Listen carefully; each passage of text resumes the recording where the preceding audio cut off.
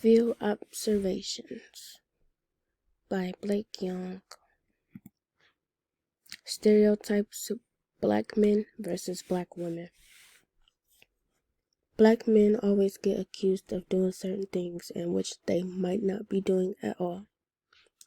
Police officers will accuse them to be drug dealers, or in a gang, or even accuse them of being a criminal, when most likely they could be a hard-working young man.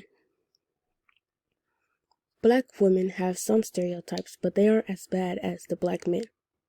But black women mostly get accused of stealing.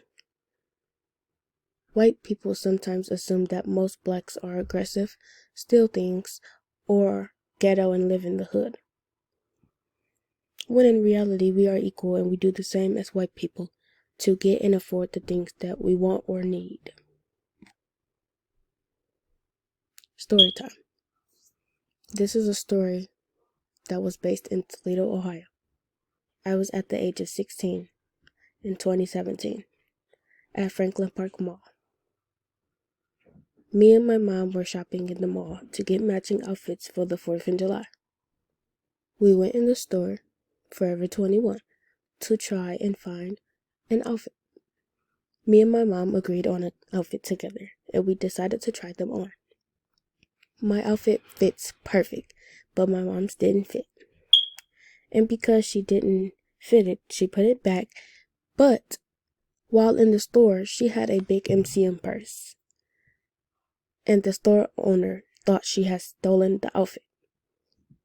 My mother showed the store owner where she put the outfit, and he apologized. But still, he stereotyped us to be thieves when we never stolen before. My reactions after that. I was very angry because they blamed us on a crime, and we never stole before. All because my mom had a big purse. Just by being black people like to discriminate us for some reason.